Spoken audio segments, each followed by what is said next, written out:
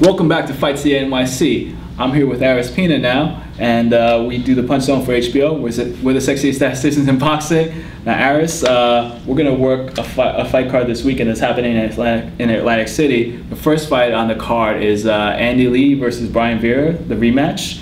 What are your thoughts about that?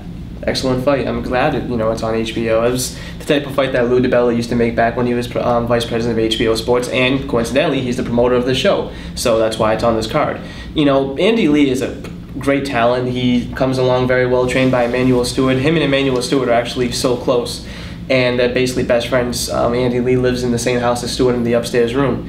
And Lee has been, a talent that's been moved along a little slow, but he's been gradually coming along, and his only loss is to Brian Vera. And years ago, Stewart said he was ready to be middleweight champion of the world. Maybe it was a little bit premature. Exactly. So, and this, the first fight was action-packed.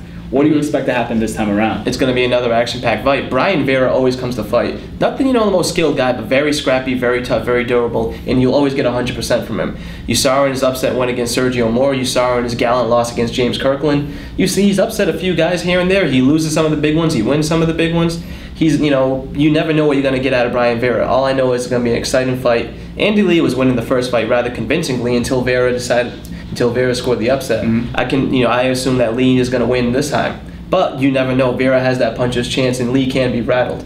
And as we saw in his last fight against Craig McEwen, sometimes he has a hard time getting himself on track. Definitely. McEwen definitely had his moments in the fight. He did, and McEwen was winning the fight, actually, up until when he was stopped in in the 9th or 10th round. So this is an interesting fight. Very interesting fight. I'm looking forward to it. It's guaranteed fireworks. Same here. And then we have another middleweight fight on the card. This time the middleweight champion of the world. I don't care what the WBC says. I don't care what kind of belt Julio Cesar Chavez has Jr.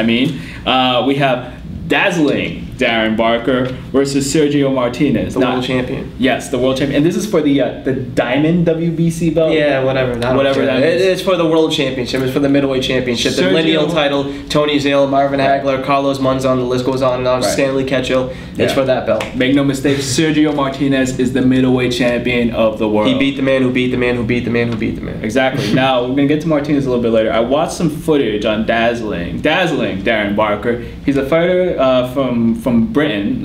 He's fought a lot of guys in Britain. What I took from the fights that I watched is, he's 23-0. He's got 14 knockouts, so not the most powerful puncher. Very stand-up fighter, like a lot of European guys. Doesn't like to mix it up on the inside. I think the key in what I saw is that he jabbed, but he brings the jab back really slow and very low, and I think that's going to create a lot of openings against a southpaw like Martinez. His left hand is going to cream him. How do you think? I guess a lot of people are curious about this fight. What do you think about Martinez and his, what kind of fight is this going to be? There's a reason why Darren Barker's a 26-1 underdog, and it's not because no one's ever heard of him. It's that people have seen him also, and they know he's not in Martinez's class. Darren Barker is a very good fighter. Don't get it twisted. He is undefeated for a reason. He's fought a lot of good mid to high up European fighters, beaten all of them. Right. And when he got this shot, what else are you going to do? Of course he's going to take it, and he took the fight. But the problem is, Martinez is an elite fighter. He's one of the top 3 best pound-for-pound fighters in the world. Arguably, maybe number 2 behind Floyd. You never know. You can switch either him or Mayweather for number 2. And he's been on a roll lately. We saw him destroy Kelly Pavlik, saw him destroy Paul Williams, saw him destroy Sergey Jindrak. That's a murderer's row of fighters right there. You wish he was fighting someone a little bit more high-profile right now, but there is what it is right now, and he has to fight Darren Barker. So I expect him to beat Barker within 6 rounds, but Barker should give it a gallant effort, and anything could happen in this sport. Remember, Buster Douglas knocked out Mike Tyson. Right. You just never know, but Martinez should prevail. Right, and you kind of feel for Martinez because he's 36 years old. He's the middleweight champion of the world, which is a glamour division. He's the 3rd best fighter in the world, according to most people. But this is a guy that has a hard time drawing an audience. And well, it's really tough though when you wait for your annual HBO appearance. It's like that's the problem, is that you wish that he'd be more active, and I know that's what Lou DiBella wants to do, is keep him as active as he can, fight maybe 4 or 5 times a year, like Saul Alvarez and others. But it's tough when there's not really a big market for him. No one besides the hardcore boxing fans, he doesn't really have a mainstream audience like Mayweather, like Pacquiao, like a couple of others, maybe a Cotto. And for instance, Miguel Cotto kind of sniffled the other day when they was asked, what would you do if you want to fight Sergio Martinez? He said, can that guy make me any money? And he laughed about it. Right. And that's the problem that Martinez is in right now, is that no one wants to risk themselves for little pay because they know how good Martinez is. It's kind of like almost like the situation that Marvin Hagler was in. Yeah. Being a southpaw, being a good fighter. Martinez is black like Hagler is. Or, with that menacing appeal, but you have to remember Hagler, it was a different era. Hagler was able to fight a lot more and stuff like that. Martinez, unfortunately, he has HBO to rely on, and he doesn't fight in a place where he can build a solid audience. Right, but make no mistake, Martinez is absolutely the third best pound-for-pound fighter in the world. He is a talent, and he is somebody that you want to watch, and I wish more fans would watch. Agreed. I mean, if you're gonna watch the fights this Saturday, please tune in, because Martinez is that type of talent. It doesn't matter if he's fighting Joe Palooka or he's fighting Floyd Mayweather. He's going to put in a spectacular performance either way. And he always comes 100%, and he always comes to knock you out. Hey, and if you're in New York or New Jersey, there are still tickets available to go watch this fight on the Boardwalk. Unfortunately, I mean, it's kind of sad that when you see the promotion at Modell's, where if you buy something more than $20 worth of stuff, you get a ticket to the event. So there are tickets available. If you want to go see a boxing match, this is a fighter that you want to see. Yeah, and the undercard is going to be solid with Brian Vera versus Andy Lee. That's a solid undercard. Right, and now another fight that was just made official that you're very excited about, Alfredo Angulo versus James Kirkland. Why are you excited about this fight? I mean, look, you're putting two guys that don't know how to say no to taking punches. I mean, when you think about it, James Kirkland versus Alfredo Angulo, it's one of the best fights. It's on a wish list for everybody for boxing to be made. I mean, you have Alfredo Angulo, who maybe has a little bit tighter technique than Kirkland does, but he comes straight ahead. He doesn't know how to box. He doesn't know how to say no. He doesn't know how to back up at all. I mean, this guy just comes to knock you out. James Kirkland, trained by Ann Wolfe, we've seen him before. He just comes straight to kill you. He doesn't know any other way but just to come and try to rip your head off. Absolutely. Them two guys coming together, like, are you kidding me? I mean, what else can you expect but just the head, there's no other way about it that this is going to end in a knockout. Mm-hmm. There's no way it's going to go to a decision, no way anything else is going to happen. These guys are going to pummel each other. What were you picking right now?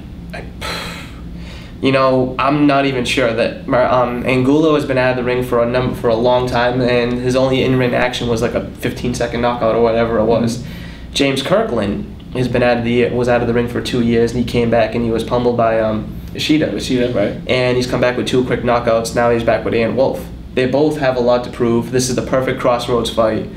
The next, the person who's going to win this fight is definitely going to move up to more high-profile fights. The loser of this fight, they're not necessarily going to be written off. I mean, they're still an action fighter. Mm-hmm. They're still going to be brought back on TV, but their stock may drop a little bit. Right, and it's always fun when you get the chance to see Ann Wolfe in the ring. Oh yeah, and you can just imagine Ann Wolfe just saying right now, "We're going to go to war. We got to kill." Like Kirkland wants to fight, and Angulo wants to fight. They can't wait to hurt each other. I can't wait to work that fight.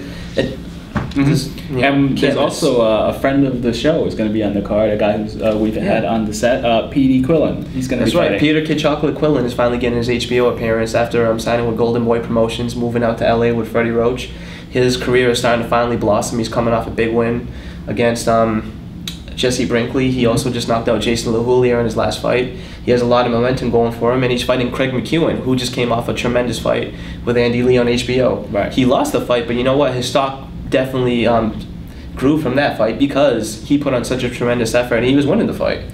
So that's a solid card. Definitely, and best of luck to P.D. Quillen, and hopefully this means bigger things. He's been calling out Martinez for a while now. We know how Lou DiBella feels about that, but if he destroys Craig McEwen in spectacular fashion, he's going to be on the yeah. So we'll see what happens. And then another bit of boxing news that we're both fascinated in. The Ring Magazine, the Bible of boxing, but maybe not for the entire United States anymore. Yeah, the Ring Magazine, which we've known and loved since the early 1920s, is now being moved over to LA. I mean, Oscar De La Hoya and Golden Boy Promotions bought the magazine a few years ago, and they said a number of times that they're not going to have anything to do with the content of the magazine, anything like that. Even though there's been ongoing speculation by writers, people in the industry that they're going to be trying to be very manipulative. Well, alarm bells have been sounding off now because De La Hoya and Ring have completely fired their entire East Coast staff, and they're moving their operations to the West Coast. So, we have take with it as you want. I mean, as much as there is to the story, I haven't read a lot into it in that regard, but it's kind of be hard to convince a lot of people that you have no bias in that magazine, you have no influence when you just fired everyone on the East Coast and now have your own writers and staff taking over. And not to discredit any of them, because Doug Fisher, who we've read since Max Boxing, House of Boxing days, is bar none one of the best writers in the world right now. Absolutely. Nothing that Michael Rosenthal, same thing. Other people that write for Ring Magazine, we've seen their work. We've seen that they are unbiased. Sometimes they bash Golden Boy fighters as well as anyone else. But we just wish that they would cover the East Coast, and not, it's true that most of the events go to Vegas or they end up in the Staples Center in Los Angeles. But there is boxing on the East Coast. There are guys who are up and coming, and we just wish that the Ring would devote time to covering those guys too in these events.